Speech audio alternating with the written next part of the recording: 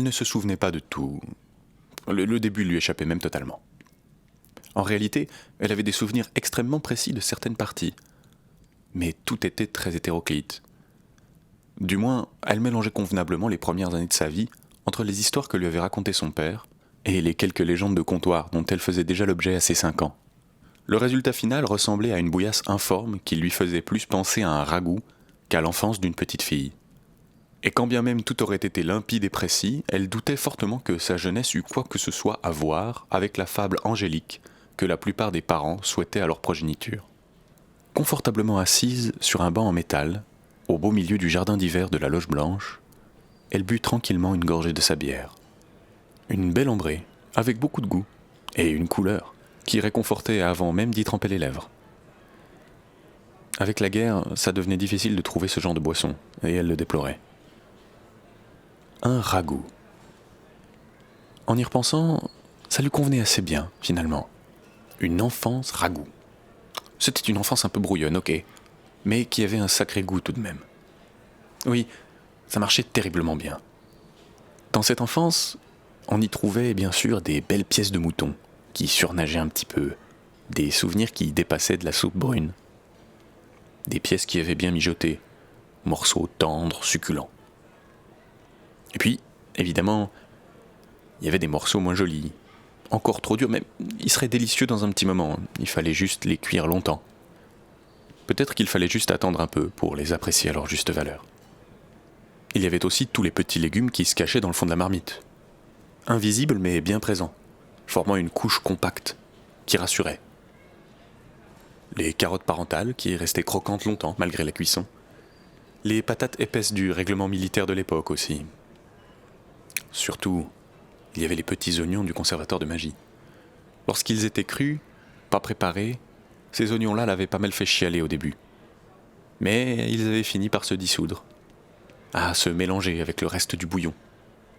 Disparu dans la sauce, mais qui donnait un peu de stabilité au tout. Un peu d'épaisseur et, bon sang se dit-elle, une bonne partie de la réussite du mélange. Et il y avait eu le whisky, bien sûr. Elle se souvenait exactement pourquoi. C'est lui qui avait tout déclenché. Il avait été là au départ. C'était l'ingrédient qui avait donné le fond de sauce. Et elle s'en était servie pour réussir une superbe recette de sa propre existence, dont elle était finalement assez fière. C'est cet alcool, un peu brut de décoffrage, et que pourtant elle adorait, qui lui avait fait découvrir cette vie-là. Qui l'avait fait mage Blanda Offshore, et peut-être même qui l'avait poussé à être major de sa promo. Mais désormais, ce whisky s'était cantonné à un arrière-goût en bouche. Elle l'avait laissé derrière elle. Mais attention, un truc auquel on n'échappe pas tout de même. Il était si fumé, si épicé, que si on le buvait en fermant les yeux, on pouvait facilement s'imaginer en train de siroter un verre dans une grange en flammes. Intimement lié à son sobriquet débile, au final. Elle le disait déplacé pour s'en défendre, mais en réalité, elle l'adorait lui aussi. Cette nouvelle identité avait tellement dilué son vrai prénom qu'il avait fini par le remplacer corps et bien. Elle termina sa bière et déposa lentement la chope sur la petite table en zinc, devant elle. La Loge Blanche était un ancien fortin transformé il y a longtemps, en auberge, par un bibliothécaire un peu trop porté sur les plaisirs de la table et de la boisson. Un homme à qui, vraisemblablement, l'ambiance monacale du conservatoire n'avait pas convenu exactement à sa vision du monde. Et puis, pas égoïste pour un sou, l'homme avait partagé l'adresse avec tous ses collègues. L'endroit était vite devenu le rendez-vous à moitié secret de nombreux archimages, et des professeurs parmi les plus éminents. Il avait fallu sévir, bien sûr, mais le conseil avait préféré racheter l'établissement pour contrôler ce qu'il s'y passait, plutôt que de le fermer et d'en voir apparaître un autre une semaine plus tard. Il faut dire que la légende racontait que Yor lui-même y avait une table à son nom. Exclusivement réservée aux personnes capables d'incanter un sortilège, quel qu'il fût, l'endroit dépendait aujourd'hui directement du rectorat. Ainsi, il n'avait pas souffert des affres de la mafia et des privations de la guerre comme le reste de la ville. Elle l'aimait bien, cette grande taverne, posée à 2 pas du conservatoire. Elle regrettait peut-être juste que l'on ne puisse pas fumer à l'intérieur. Trop de bois, avaient dit les gérants. Elle haussa les sourcils. Non pas qu'elle fût une grande fumeuse elle-même, mais les salles obscures et noyées de brouillard, ça lui manquait un peu. Construit comme une grande cible, le bâtiment s'agençait de manière concentrique autour du petit jardin d'hiver où elle était assise.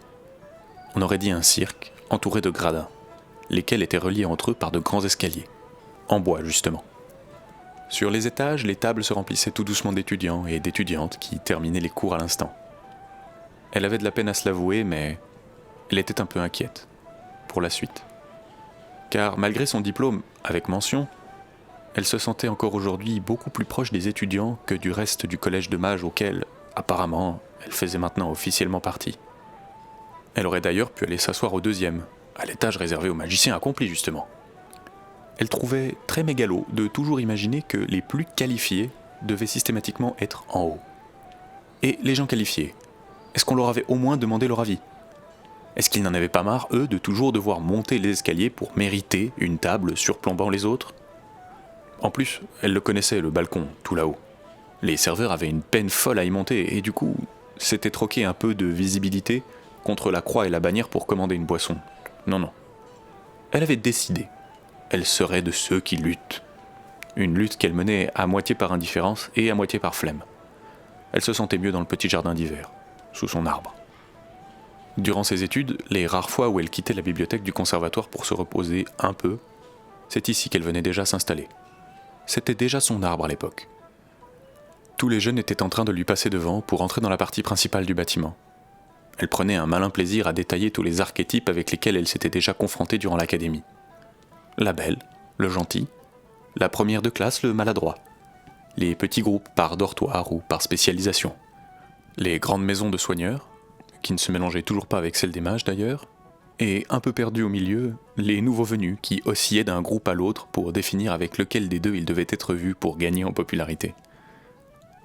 On voyait facilement, déjà, qui tentait de se rapprocher de qui, ultime but de certaines présences ici. Et on levait des coups de tortue pour distinguer, dans le brouhaha, si celui ou celle qu'on aimait en cachette était déjà installé à une table, et si, par chance, il restait une place à ses côtés. La soirée de ce vendredi était chaude. À l'abri des murs épais de la loge blanche, il y avait dans l'air une odeur d'été, une envie de fête.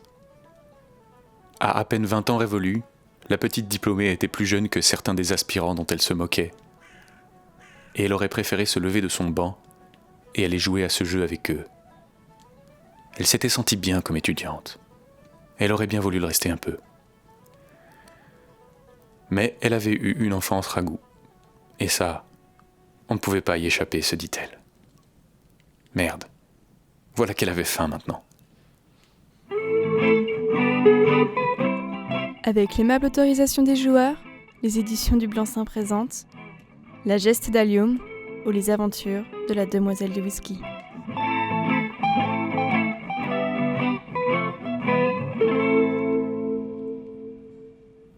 Même s'il n'y avait pas passé son enfance, elle était originaire d'Aufsor et avait dû redécouvrir la ville.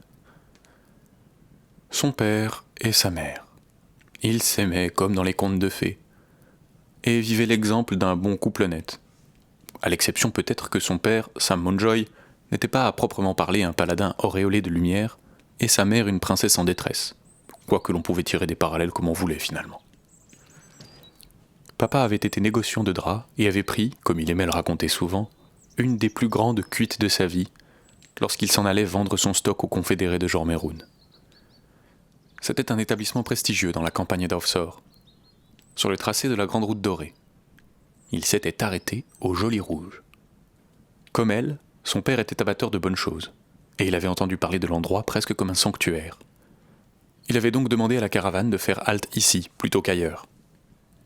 Mais l'alcool de pomme qu'il avait bu ce soir-là, dans la salle bruyante et enfumée, était si bon qu'il n'en était littéralement pas revenu.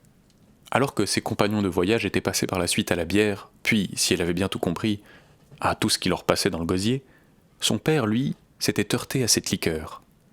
Il en avait bu durant une grande partie de la nuit. Tant et si bien qu'au lendemain, il avait oublié presque toute sa soirée.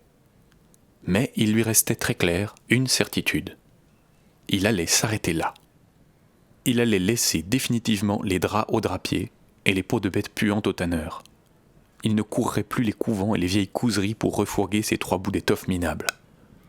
Désormais, il ne voulait vendre plus que ça, et à travers le monde entier. Il pourrait ainsi en boire lui aussi chaque jour que Dieu fait. On disait alors que Montjoy avait presque agressé le tavernier au matin pour connaître le nom du breuvage, lui expliquant qu'il voulait en faire commerce, qu'il achetait tout, et immédiatement encore, au prix qu'on lui en demanderait.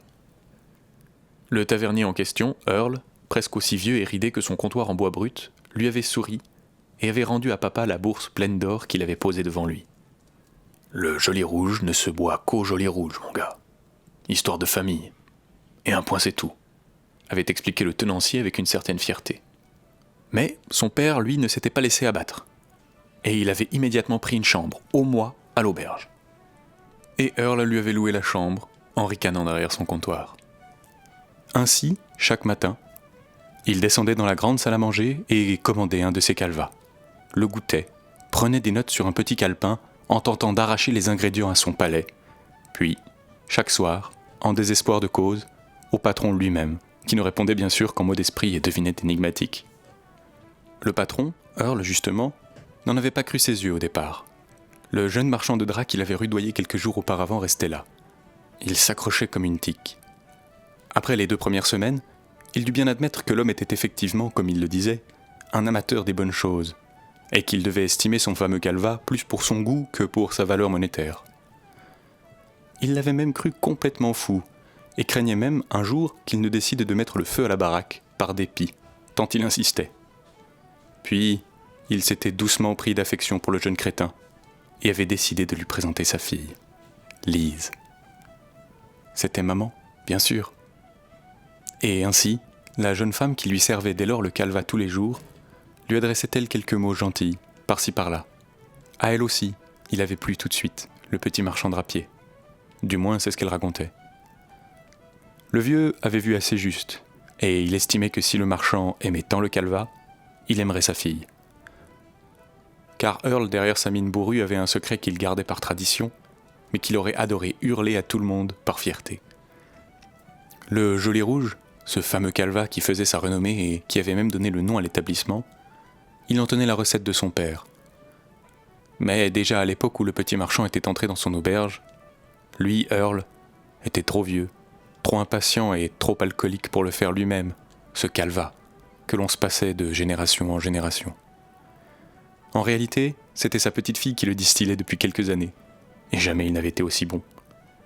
Quitte à la perdre un jour, il avait décidé qu'il préférerait que ce soit pour un homme qui reconnaîtrait tout son savoir-faire, et qui ne hurlerait pas à l'infamie lorsqu'il apprendrait que le Joli Rouge du vieil Earl, eh bien c'est elle qui le faisait. Et ça avait marché. Évidemment, il s'était très vite retrouvé à passer d'une chambre à l'autre durant les nuits, où Earl faisait semblant de ne pas les entendre.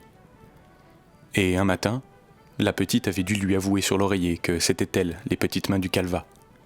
Le jeune homme était descendu comme une tornade depuis l'étage où il logeait, et lui avait demandé la main de Lise.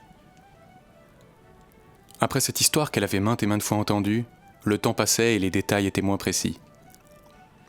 Le couple nouvellement marié s'était installé à la capitale et avait ouvert un magasin d'alcool florissant. Les affaires marchaient tant et si bien que, dans toutes les tavernes de Stapi à Gargantua, on trouvait leur liqueur. De leur côté, ils s'étaient tant aimés que, bien évidemment, elle, la petite Allio Montjoy, était apparue dans l'histoire. Et c'est ainsi que son ragoût personnel avait débuté.